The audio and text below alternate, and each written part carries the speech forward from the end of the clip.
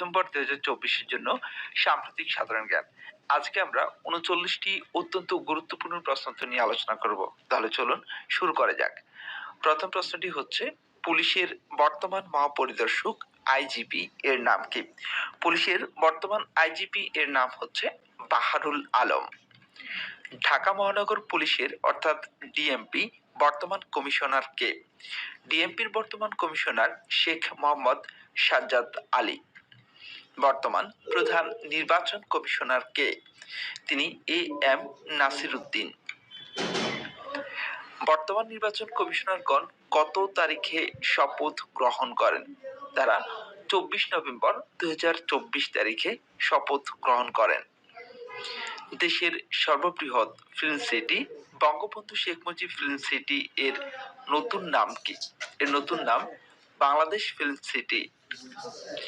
Chittagong city কর্পোরেশনের আমবাগান এলাকাস্থ শেখ রাসেল পার্কের নতুন নাম কি? এই পার্কের নতুন নাম দেওয়া হয়েছে শহীদ ওয়াসিম পার্ক।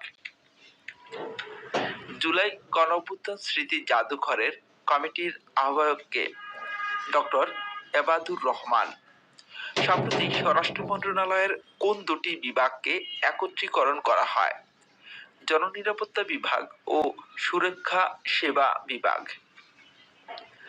তুরস্কে অনুষ্ঠিত নবম আন্তর্জাতিক জাতি হিফজুল কোরআন প্রতিযোগিতায় প্রথম স্থান অর্জন করেন কে?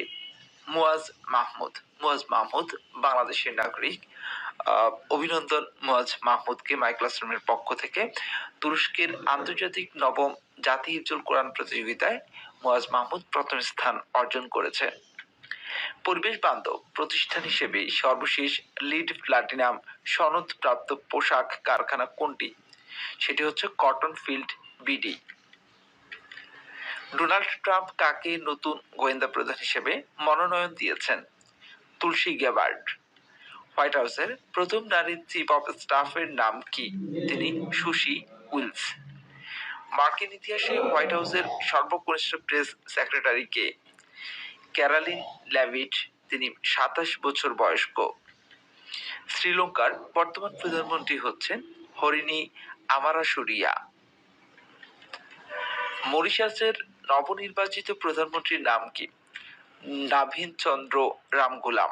তিনি মরিশাসের বর্তমান প্রধানমন্ত্রী। চীনের শীর্ষ ধনী ব্যক্তির নাম কি? ঝাং ইমিং। তিনি টিকটকের প্রতিষ্ঠাতা। টিকটকের মূল প্রতিষ্ঠান হচ্ছে বাইট ড্যান্স। যুক্তরাষ্ট্রের সরবরাহকৃত কোন ক্ষেপণাস্ত্র দিয়ে 19 নভেম্বর 2024 রাশিয়ায় হামলা চালায় ইউক্রেন? এটি হচ্ছে MGM-140 army tactical missile system. সংক্ষেপে এটিকে বলা হয় ATACMS। সম্প্রতি সৌদি আরবে সন্ধান পাওয়া 4000 বছরের পুরনো শহরের নাম কি? আল নাতাহ। বিশ্বের প্রথম আল্ট্রা রিয়েলিস্টিক মানবিক রোবট শিল্পীর আঁকা শিল্পকর্মের নাম কি? এটি AIDA। ইন্টারপোলের বর্তমান মহাসচিব কে? ভালদেসি ডি উরকুইজা এ সিলভা জুনিয়র, ব্রাজিল। নামটি একটু কঠিন। ইন্টারপোলের যিনি বর্তমান মহাসচিব, নামটি বেশ বড়। ভালদেসি ডি উরকুইজা এ সিলভা জুনিয়র, ব্রাজিল। 2050 সালের মধ্যে ইউরোপীয় ইউনিয়ন অঞ্চলকে কার্বন নিরপেক্ষ করার চুক্তির নাম কি? এর নাম EU গ্রিন ডিল। COP29 এর নাম কি দেওয়া হয়েছিল? COP29 এর নাম দেওয়া হয়েছিল ফাইন্যান্স কপ। ল্যান্ড মাইন মনিটর 2024 প্রতিবেদন অনুসারে 2023 সালে বিশ্ব ভূমি মাইন ও বিস্ফোরক দ্রব্যের আঘাতে কতজন মারা গেছেন?